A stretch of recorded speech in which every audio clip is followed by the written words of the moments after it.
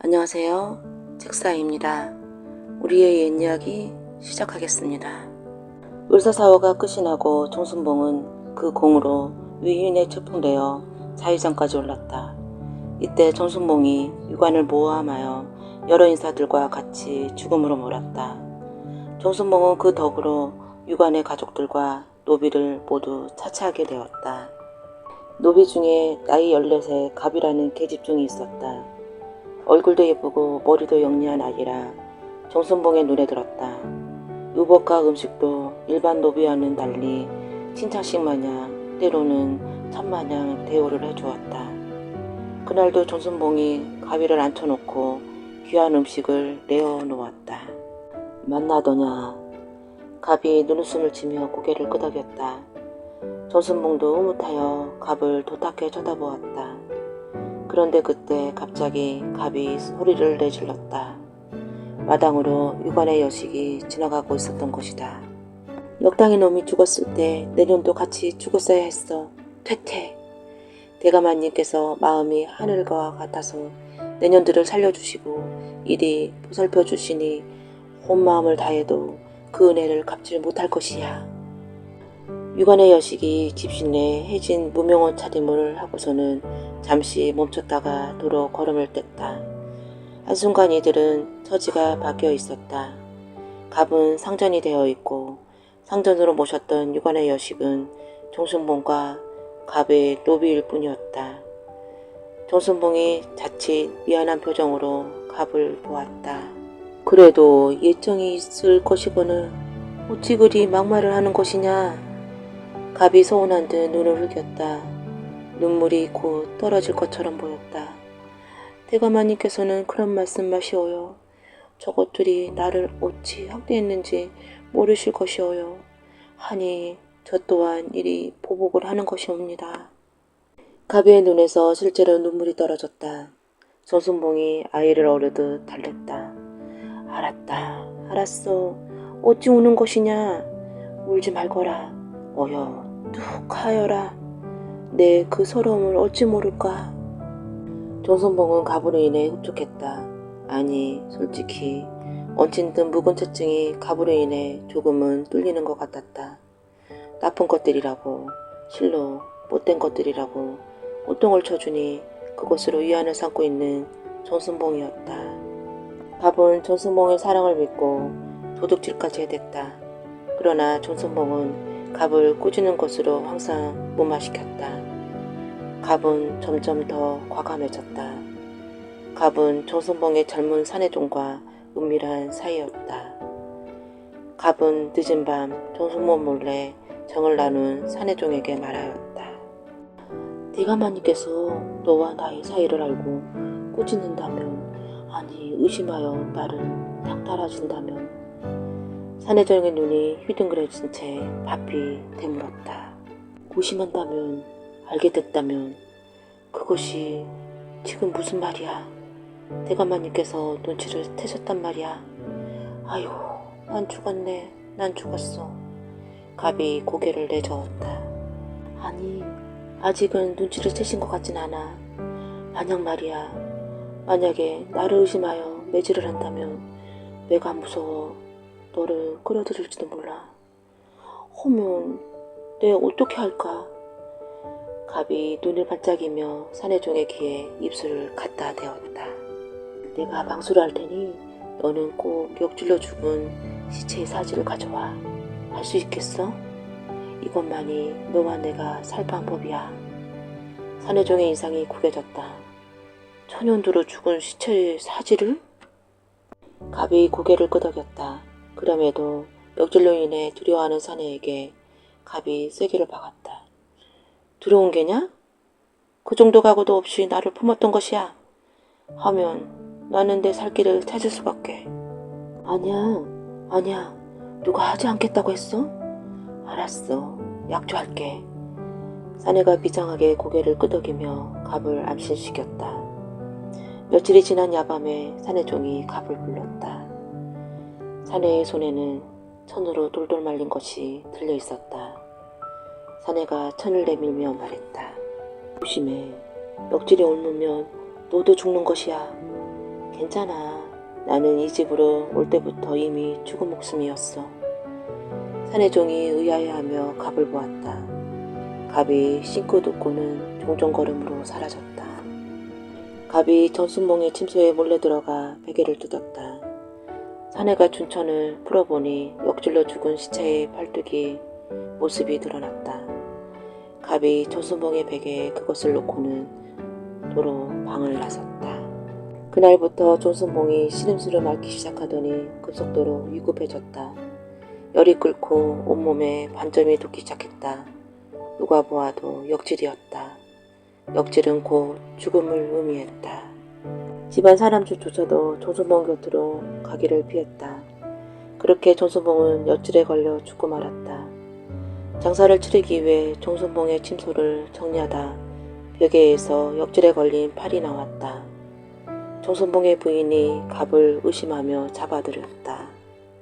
내년 잃었다. 대가만이 운에도 모르고 갬을 그렇게 봤더니 무엇이 두려워 이런 짓거리를 한 것이더냐.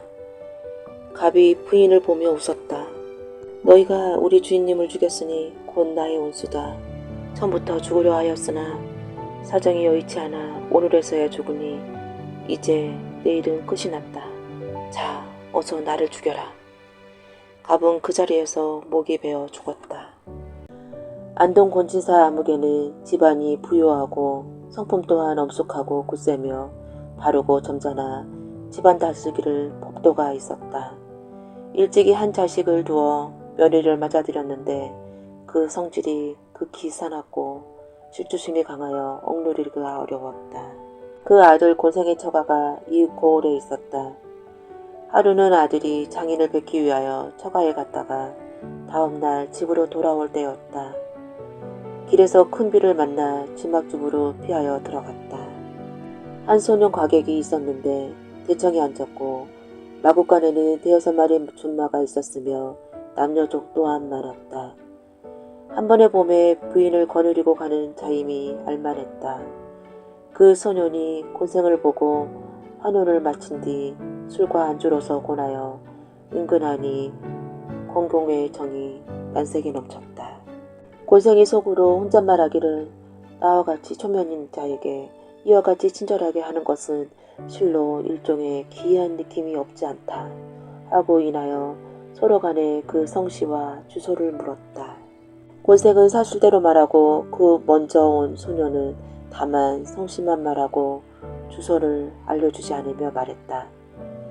나는 보평초처럼 떠도는 자취 없는 사람으로 우연히 이곳을 지나다가 비를 피하여 이 주막에 들어왔습니다. 뜻하지 않는 때에 우연히 영경과 같은 준수한 선비를 만났으니 공경하고 사모하는 마음이 일어납니다. 이 기회는 다시 얻기 어려우니 밤새도록 기쁘게 취하고 싶습니다. 그리고는 이에 술을 내와 은근히 고남해 곤생이 술잔을 이기지 못하고 먼저 취하여 쓰러져 깊이 잠이 들었다가 밤이 깊은 후에 비로소 술이 깨어나 주위를 둘러보았다. 함께 술을 마시던 소녀는 모습이 보이지 않고 자기는 안방에 누웠는데 그 옆에는 한 소복한 아름다운 여인이 있었다. 꽃다운 나이는 18, 19가량이 되었는데 몸가짐이 극히 단정하고 아름다워 한 번 봄에도 애사로운 총각의 상처가 부녀자가 아니었다. 반드시 한양 대성가의 여자임이 분명했다. 곤생이 크게 놀라 그 여자에게 물었다. 이곳에 왜 누워있으며 또 그대는 네 집의 부전자인데 이곳에 있는 게요. 그러니 그 여자가 부끄러워 얼굴을 붉히며 대답하지 않고 2-3번 물어도 마침내 입을 열지 않았다. 이렇게 꽤 시간이 지난 후에 비로소 음성을 낮춰 말하였다. 첩은 본래 대대로 벼슬하는 집안의 여자로 14세 시집을 갔다가 15살에 지아비를 잃었답니다. 아버님께서는 일찍이 돌아가시고 오라버니가 집안의 주인이 되셨지요. 첩이 집에 돌아가 절개를 지키려 하였으나 오라버지의 성정이 청산갑으로 절개를 지키는 것이 사람의 도리를 저버리는 것이라 하였지요. 그리고는 시속을 따라서 예법을 지키지 않고 장차 첩으로 상당한 가문의 다시 시집 보내려고 하니 종당의 비난이 크게 일었답니다.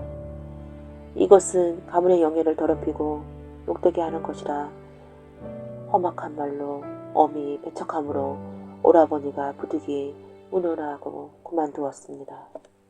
그리고는 몰래 가마와 말을 갖추어 저를 태우고 문을 나서서 정처 없이 작심하고 이리저리 다니다가 이곳까지 온 것이에요. 그 취지는 만일 도중에 뜻이 맞는 사내가 있으면 처분을 맡기고 자기는 피하여 중종의 이목을 막고자 함이옵니다. 어제 우연히 그대를 뜻밖에 만나 풍채와 태도가 비범한 것을 보고 그래 술을 권한 후에 그대가 취한 틈을 타 사내종으로 하여금 어보다 이곳에 눕혀놓고는 처벽에 말하기를 평생을 이 사람에게 의탁하라 하고는 멀리 가버렸답니다. 척 또한 그대의 몸가짐을 보건대 넉넉히 흠모하는 마음이 이기지 못하여 이에 이른 것이지요. 그리고는 곁에 있는 한 상자를 가리키며 이 속에 오르빼 근자가 있으니 이곳으로 그대의 의복을 마련하는 비용으로 삼으세요 하였다. 곤생이 매우 놀랐고 기이하여 밖을 내다보니 그 소년과 여러 사람들과 말이 모두 사라져 쓸쓸하니 공허하였다. 그가 간 곳을 알지 못하고 다만 어린 계집종 2사람만이 남아있을 뿐이었다. 고생이 이에 안으로 들어가 그 여자를 마주하니 또한 그 꽃같고 애틋한 정이 억제기 어려워 드디어 이끌려 남녀간의 정을 나누고 말았다. 고생이 한때 꽃다운 정의 마음에 동하여 중구의 일을 치른 뒤에 백방으로 생각해 보았다. 엄한 아버지 시야에 사살회의 첩을 점찍은 것이 아르의 도리에 배반되고 어그러짐에 말할 필요도 없는 것이라. 그 아버지의 엄하심에 다른 사람과 비할 바가 아니니 반드시 큰 조치가 있을 것이었다. 아내의 질투도 끝내는 용납하지 못할 것이니 이를 장타 어떻게 하면 좋은가 하고 여러 가지 생각하고 헤아려도 조금도 좋은 계책이 없었다. 도리어 기이한 인연으로 아름다운 여인을 만난 것이 한 커다란 두통이 만든 것이었다. 동이 트자 일어나 계집종들로 하여금 문을 상가 정성껏 지키게 하고 그 여자에게 말했다. 어젯밤 일은 실로 총고의 기이한 인연이었어. 그러나 집이 엄하신 부친이 계시고 내 자의에 행하여 어려우니 집에 돌아가 마땅히 여쭌 뒤에 인솔할 테이니 여러 날만 이곳에 머물러 하회를 기다리시오. 그리고는 주막집 주인에게도 틀림없이 단단히 이른 뒤에 문을 나서 곧장 그 가까운 벗 가운데 지혜 많은 자를 방문하여 이 사실을 말하고 좋은 방도를 구하였다.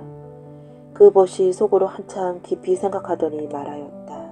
100번을 생각하여도 일처리가 심히 어려워 따로 좋은 계책이 없으니 시험적으로 한 계책을 실현해. 집에 돌아간 지 여러 날이 지나면 내가 술자리를 베풀고 그대를 초대하겠네.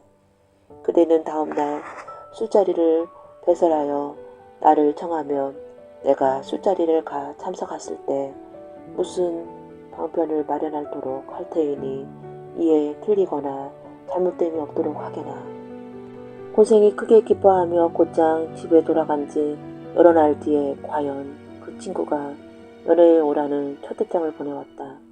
고생이 그 뜻을 아버지에게 아뢰니 아버지가 이를 허락하였다. 그 다음 날에는 곤생이 아버지에게 아뢰었다. 그 벗이 어제 풍성한 잔치를 베푸고 이 아들을 맞았으니 술자리로 탐내하는 예를 갖춰야겠습니다. 오늘 마땅히 술과 안주를 마련하고 마을에 여러 벗들을 청해 만든 것을 좋을 듯합니다. 이러하니 아버지가 또 이를 허락하였다. 곤생이 이에 풍성하게 술자리를 마련하였다. 특히 그 벗을 맞이한 후에 마을의 소년들도 여러 초대하였다. 여러 사람이 시간을 맞춰 와서 먼저 곤생의 아버지에게 일일이 절하여 배웠다. 늙은 권지사가 말하였다. 그대들 여러 소년이 술자리를 마련하고 서로 즐거워하되 한 번도 나와 같은 늙은이를 청하지 않으니 심히 애석하구나. 그러자 여러 소년들이 대답하였다. 여러 소년들이 일시에 대답하고 받들어 늙은 곤지사를 자리에 모시고 술동이를 기울여 막힘없이 마셨다. 늙은 곤지사도 흥미진진하고 치흥에 도도한 가운데 옥산퇴하고 홍저창하기를 약속하였다. 술이 반쯤 취하자 곤생과 약속하였던 지혜 많은 소년이 늙은 곤지사 앞에 나아가 말했다. 슈생이 기이한 한 고담이 있으니 온컨대 존장을 위하여 우스갯소리를 들려드리고자 합니다. 늙은 곤지사가 말하였다. 고담, 아주 좋으니 그대가 나를 위하여 말해보아라. 그 소년이 이에 곤생이 주막집에서 겪은 기이한 일을 고담으로 만들어 한편에 자세하게 이야기하니 늙은 곤지사가 절절히 기이함에 칭찬하였다. 실로 기이한 일이로다. 옛날에는 혹 이런 기이한 인연이 있었으나 지금은 이러한 일이 있음이 듣지 못하였다. 그 소년이 말하였다. 만일 존장께서 이러한 일을 당하셨다면 어떻게 이를 처리하셨겠는지요. 적적한 상경, 사람도 없는데 절세가인이 그 옆에 있으면 이를 가까이 할 것입니까? 아니면 돌아보지 않을 것입니까? 또한 만일 그 여인이 가까이 한 이상 첩으로 삼겠습니까? 아니면 버리겠습니까? 늙은 곤지사가 말하였다. 진실로 공형을 당한 이가 아닌 이상 아름다운 여인을 한밤중에 은밀한 방에서 만나 어찌 그저 보낼 이치가 있으며 이미 여인을 가까이 하여 베개와 자리를 함께한 이상에는 끝까지 인연을 맺지 않을 수 없으리라.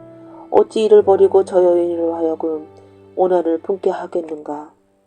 그 소년이 말하였다. 존장께서는 원래 성품이 엄하고 준열하셔서 비록 이와 같은 경우를 당하셨을지라도 반드시 마음을 움직이지 않으셔서 절개를 훼손치 않았을 듯합니다. 늙은 곤지사가 머리를 저으며 말했다. 이것은 천부당만부당하는 말이네. 혈기방정한 소년이 왕왕 미인을 보면 온갖 계책으로 유인하는 일도 있거늘 하물며 이것은 그 여자 가슴에 가득 차 우러나온 정의로서 나를 흠모한 것이 아닌가. 제 스스로 나에게 온 이상 소년의 품치와 정애로 아름다운 여인을 보고 마음을 동하는 일은 예사로운 일이라. 여자가 이미 사족의 신분으로 이러한 일을 행하는 것은 실로 그 정경이 슬픈 것이요 그 근거로 삼는 처지가 궁한 것이라.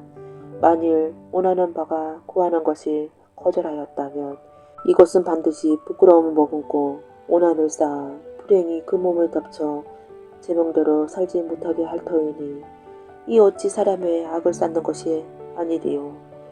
군자의 처사는 한 곳에 치우쳐 둘을 잊으면 안 되는 것이라. 소년이 늙은 곤지사의 마음을 더욱 굳게 하기 위하여 다시 물었다. 인정과 사리의 존장의 가르침과 같이 진정 이와 같고 다른 변통은 없었겠는지요. 늙은 곤지사가 말하였다. 어찌 다른 도리가 있으리요. 단연코 박정한 사람을 만들지는 아니할 것이라. 그 소년이 이에 웃으며 말하였다.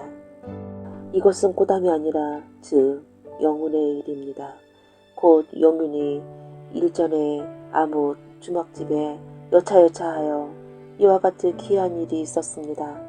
존장께서 이미 사리에 당연한 것으로 두세 차례 틀림없이 이를 단연하셨으니 연윤이 이제는 다행히도 잘못에 대한 책임을 면하였습니다.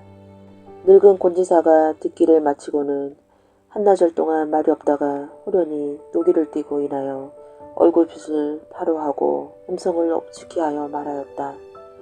그대들은 모름지기 자리를 파하고 가거라. 내가 마땅히 처치할 일이 있었다. 여러 사람들이 모두 놀라 겁을 내어 일시에 흩어졌다. 배륜한 자식의 입에서 젖비린내도 가시지 않는 아이놈이 부모에게 고하지 않고 첩을 사사로이 둔단 말이냐. 이는 집안이 망하는 행동이라. 내가 세상에 있을 때도 오히려 이렇거늘 하물며 내가 죽은 뒤에는 어떠하겠느냐.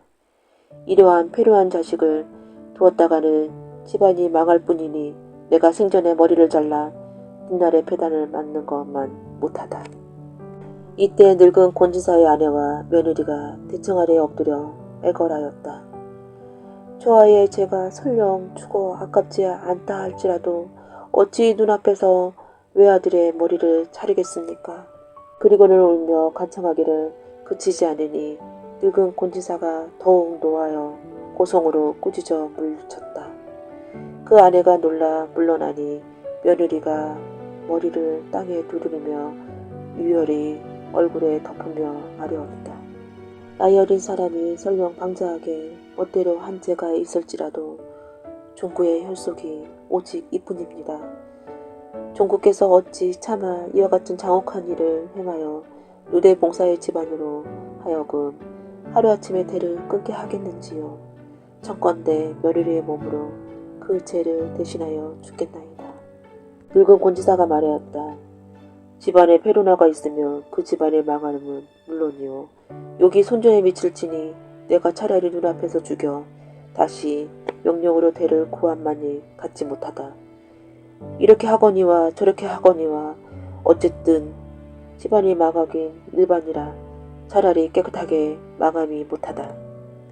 인하여 사내종을 호령하여 급히 머리를 자르라 하니 종이 입으로는 바로 네 대답하나 차마 다리를 들지 못하였다. 이때 며느리가 다시 울며 간하기를 더 괴롭게 하니 늙은 권지사가 말하였다. 자식이 집안을 망하게 한 일은 한 가지에 그치는 것이 아니다. 부모를 모시는 자식으로 사사의 초입을 주니 그 망조가 하나요. 너의 사사로운 강sem으로 반드시 서로 용납을 못하여 가정이 날로 어려우니 그 망조가 두리라.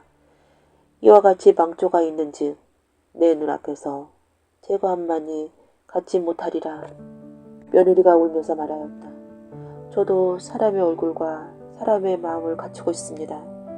눈앞에서 이러한 광경을 보고 어찌 질투한 자를 생각에 미칠 까닭이 있겠습니까?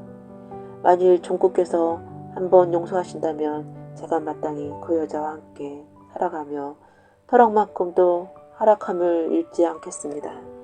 늙은 권지사가 말하였다. 내가 비록 오늘 일이 급박하여 이러한 말을 하겠지만 어글로만 그러하며 속으로는 그러하지 않으리라. 며느리가 말하였다. 그러할 까닭이 있겠는지요.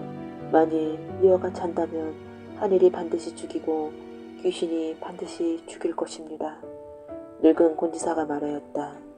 내가 내 성전에 혹 그리할지 모르나 내가 죽은 후에 내가 반드시 다시 그 질투의 악을 늘어놓을까 걱정되니 그때는 내가 없어 페루나 아는 놈이 능히 집안을 종론하지 못할 게다. 내 생전에 머리를 잘라 화근을 영원히 없앤 것만 갖지 못하리라.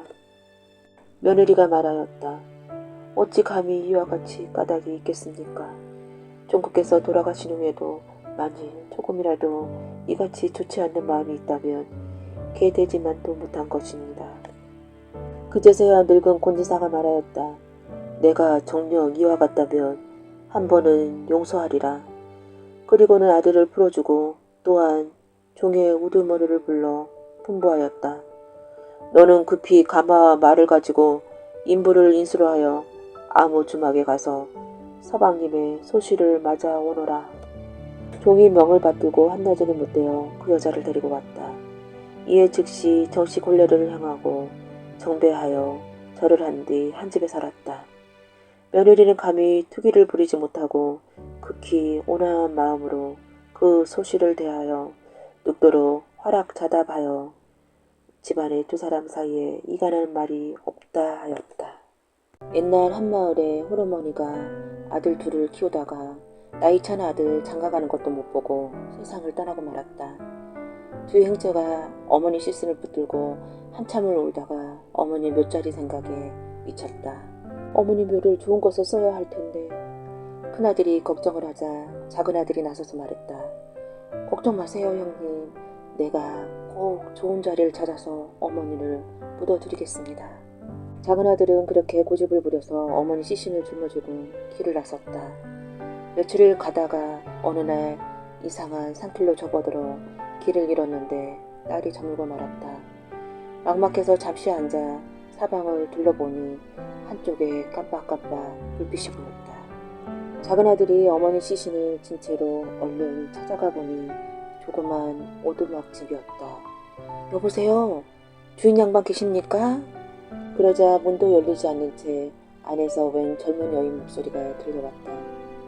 여기는 춘삼월에 꽃이 피어도 제비도 나비도 오지 않은 곳인데 웬 분이요? 짐승일관 썩 물러가고 사람이별랑 들어오. 난 사람이요. 그러거든 들어오. 문을 열고서 방으로 들어가서 보니 웬 처녀가 깨끗한 방 안에 책상 하나 놓고서 훌훌 책장을 넘기고 있었다. 바깥에 두고 온 것은 뭘까요? 내다보지 않고서 그렇게 말을 하자 작은 아들은 깜짝 놀라 말을 했다. 그건 우리 어머니가 돌아가셨는데 묘자리를 좋은데 써볼까 해서 짊어지고 다니는 중이죠. 저녁은 드셨나요? 안 먹었습니다. 그러자 처녀는 대추 3개와 밤 3개를 꺼내주면서 저녁이니 먹으라고 했다. 그것을 먹고서 멍하니 앉아있자니 처녀가 불현듯 말을 붙였다. 당신 나 하라는 대로 한번 해보시오. 내가 어머니 묘자리를 좋은데 받을 테니 내 말을 믿고 따를 테요. 그러지요. 내 말을 잘 들으세요.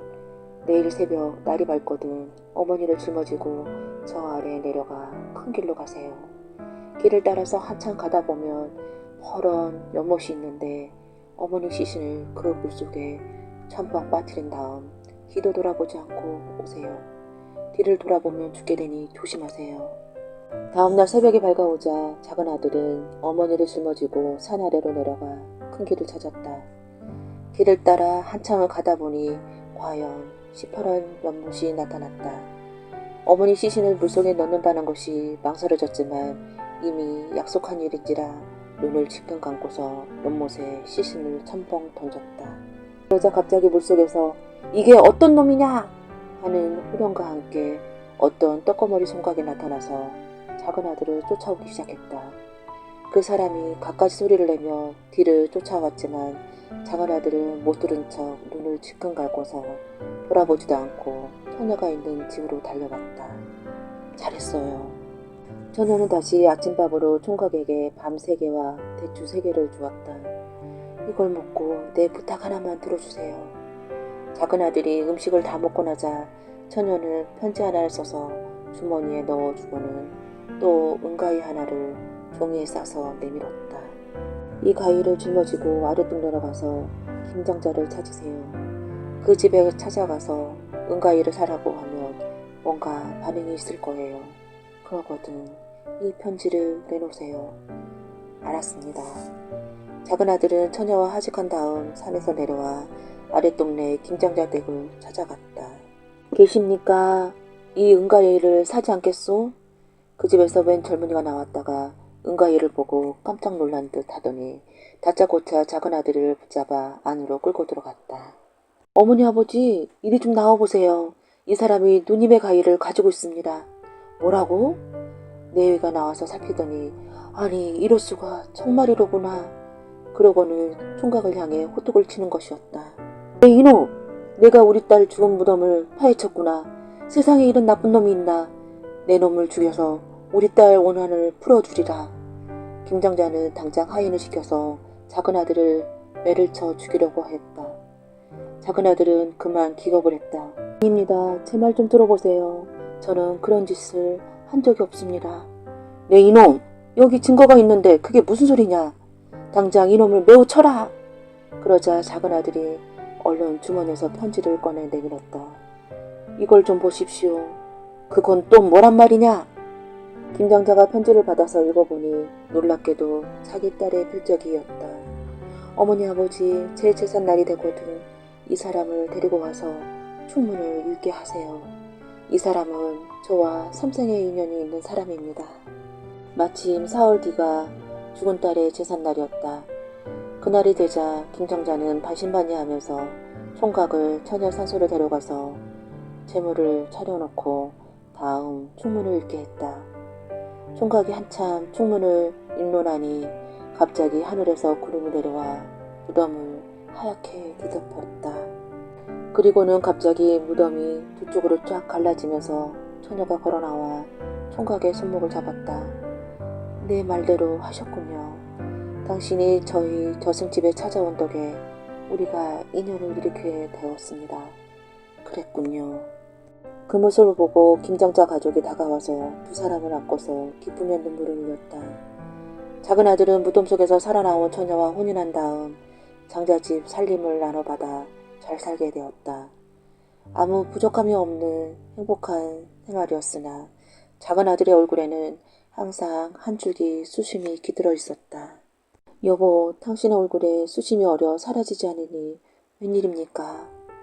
아내가 그렇게 묻자 남자가 말했다. 실은 어머니가 마음에 걸려 그런다오.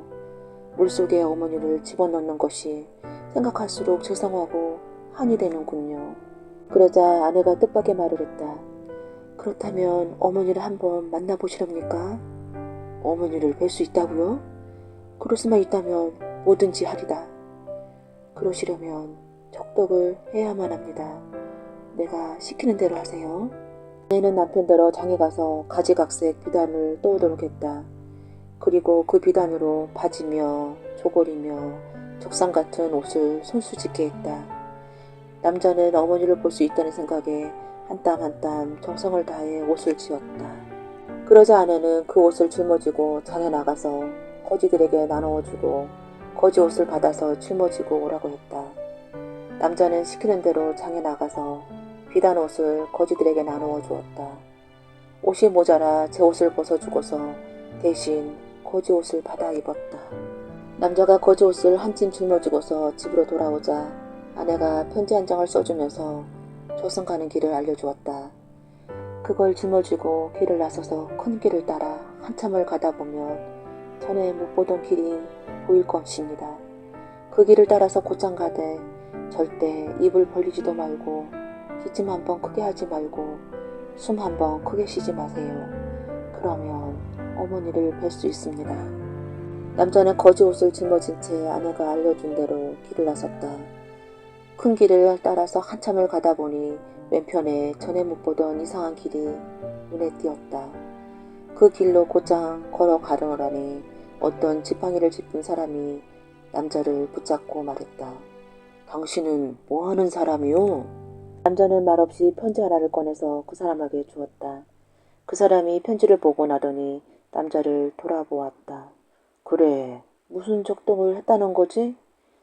남자가 말없이 지게를 가리키자 그 사람은 이거로군 하더니 지게에 있는 거지옷을 받아서 불에 넣어 태우기 시작했다. 그리고는 편지 한 장을 써주었다. 이 편지를 갖고 곧장 가서 12대문을 지나가요.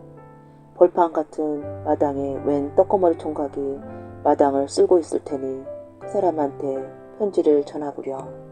남자가 편지를 받아들고 한참을 가다 보니 과연 하늘을 찌를 듯한 큰 집이 나왔다. 남자가 12대문을 총가해서 안으로 들어가자 웬 떡거머리 총각이 마당을 쓸다가 앞을 가로막았다. 그 총각은 남자가 내민 편지를 읽어보고 한번 고개를 가웃하더니 앞장서서 길을 안내하기 시작했다. 남자가 떡거머리 총각을 따라 한 곳에 당도하니 어머니가 꽃 속에 편안히 들어앉아 있는 것이 보였다. 남자가 소리쳐 불렀지만 어머니는 자기를 알아보지 못하는 듯 했다. 그러고 있는데 어떤 새댁이 상에 음식을 잔뜩 차려서 어머니 앞에 갖다 놓더니 남편처럼 보이는 남자와 함께 어머니를 향해 큰절을 올렸다. 왠지 어디서 본 듯한 사람인데 누군지 알 수 없었다. 자, 이제 됐으니 가시오. 떡거머리 총각은 생각이 잠겨있는 남자를 이끌고 마당으로 나왔다. 12대문을 차례로 지나 첫 번째 대문에 이르자 떡거머리 총각은 남자를 밖으로 휙 떠밀었다. 순간 남자는 어둑하더니 정신을 잃고 말았다. 한참 만에 정신을 차리고 보니 어머니 시신을 집어넣었던 시퍼런 연못 옆에 쓰러져 있었다. 남자가 집에 돌아오자마자 아내가 말했다. 어머니를 만나 뵀나요? 봤어요. 잘 계시던가요? 잘 살고 계십디다. 그럼 됐어요. 하지만 남자는 다시 엉뚱한 얘기를 꺼냈다. 그런데 갑자기 형님이 보고 싶어 견딜 수가 없구려. 형님한테 다녀오게 해줘. 보고 싶으면 다녀오셔야지요. 어쩌겠어요. 남자는 아내한테 노자를 받아서 옛날 살던 고향으로 형님을 찾아갔다. 고향집에 도착해보니 그 사이에 형 또한 아내를 얻어서 함께 살고 있었다. 형 내외는 죽은 사람이 살아온 듯 동생을 반갑게 맞아주었다.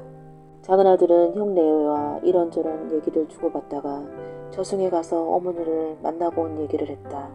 그랬더니 형 내외가 날짜를 꼽아보다가 깜짝 놀라서 말했다. 그날이면 우리가 어머니 제사를 올린 날일걸? 그러자 동생이 깜짝 놀라서 무릎을 치며 말했다. 그랬군요. 이제 알겠습니다.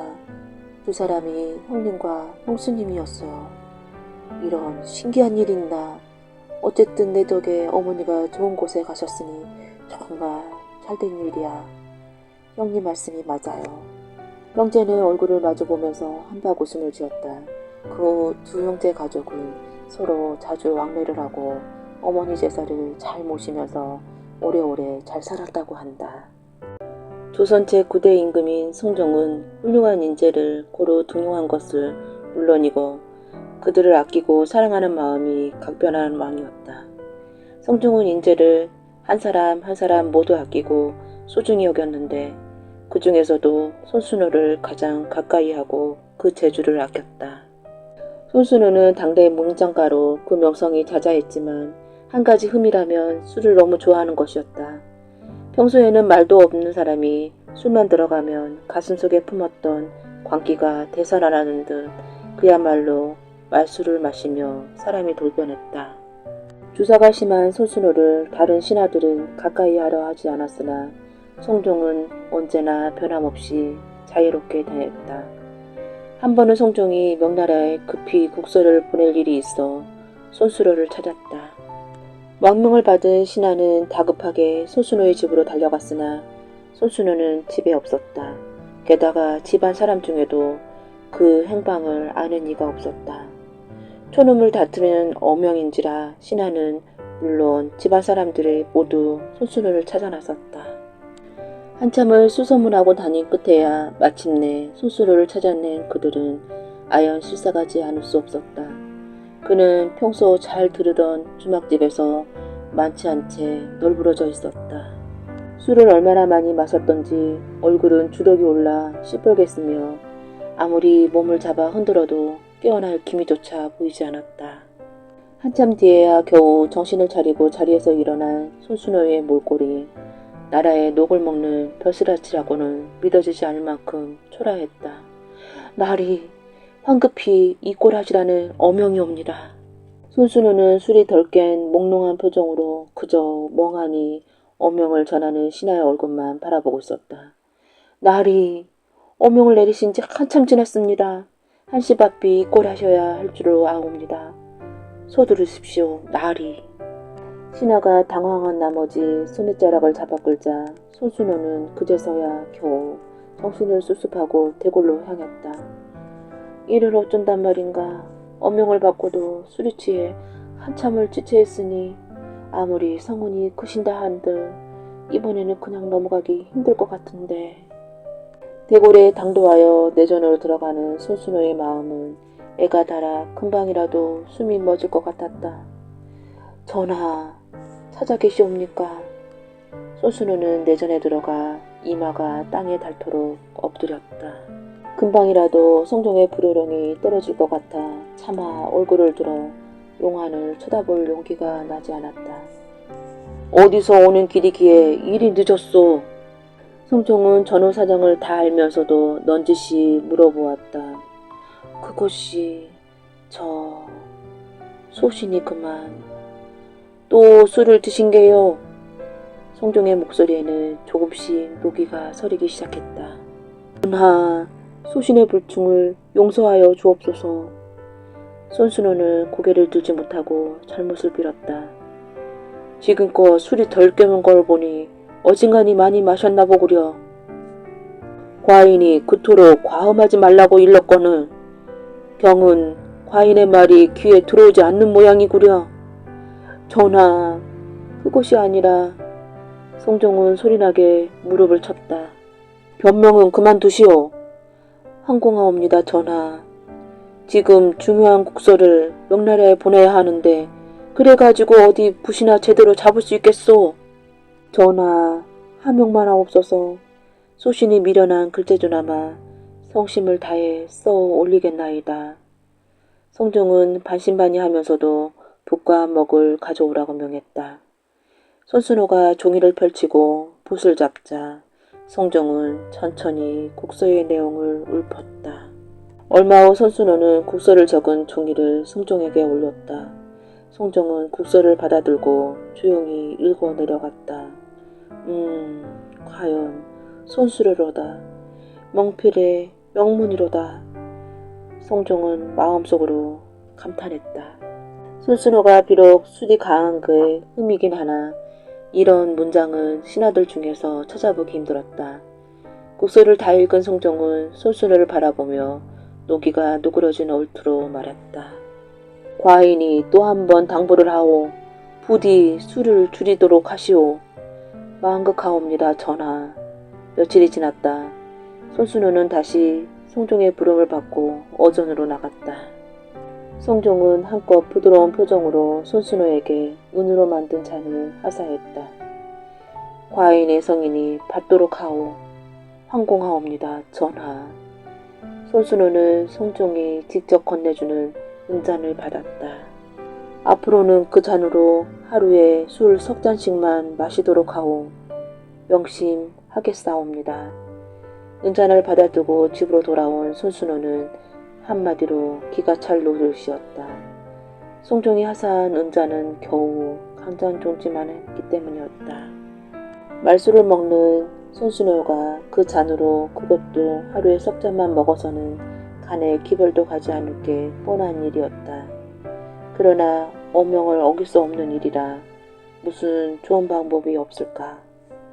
궁리의 궁리를 거듭한 손순호는 마침내 은생홍을 하는 곳을 찾아가 송종이 하사한 은잔을 최대한 얇게 펴서 큰 대접으로 만들었다. 그리고는 집으로 돌아와 날마다 그 잔에 술을 넘치도록 따라 3잔씩 마셨다. 결국 어명을 어기지 않고도 술을 먹고 싶을 만큼 먹을 수 있었던 것이다. 얼마 후 송종이 국사를 의논할 일이 있어 손순호를 따로 불렀는데 손순호의 얼굴에는 예전과 같이 빨갛게 주덕이 올라 있었다. 송종은 손순호가 자신의 명을 어겼다고 생각하니 조금씩 부하가 났다. 경은 과인의 말이 허튼 소리로 들렸나 보오. 송종의 말에 손순호는 깜짝 놀라 아뢰었다. 전하, 오인 말씀이시옵니까? 송종은 불쾌한 신기를 숨기지 않고 말했다. 과인이 며칠 전 은잔을 주며 그 잔으로 하루에 3잔만 마시라고 일렀거늘 얼굴을 보아하니 그러지 않은 것 같기에 하는 소리요. 아니옵니다, 전하. 소신은 전하의 어명을 받들어 그 잔으로 하루에 꼭 3잔만 마셨습니다. 송종은 더욱 노기가 띈 얼굴로 말했다. 그런데도 얼굴이 그 모양이란 말이오. 전하, 그게 실은 잔의 크기가 좀 커져서. 송종은 더욱 화가 났다.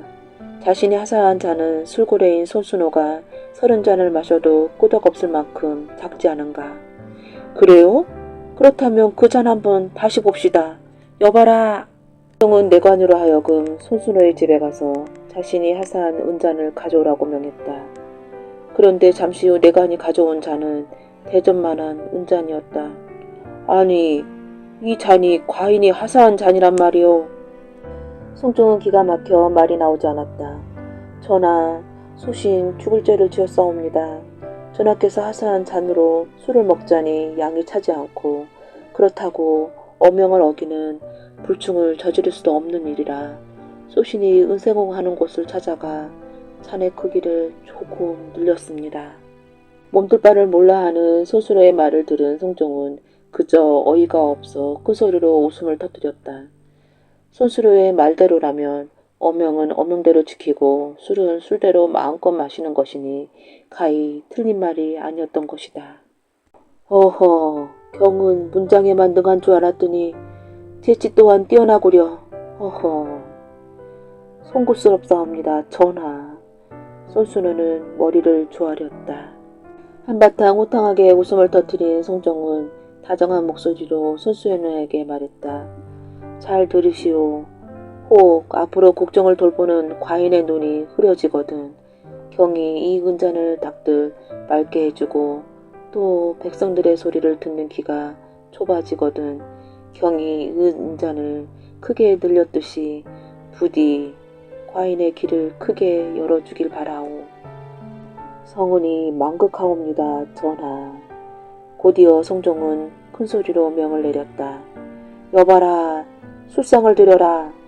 과인도 오늘은 이 은잔으로 술 한잔 마셔야겠다.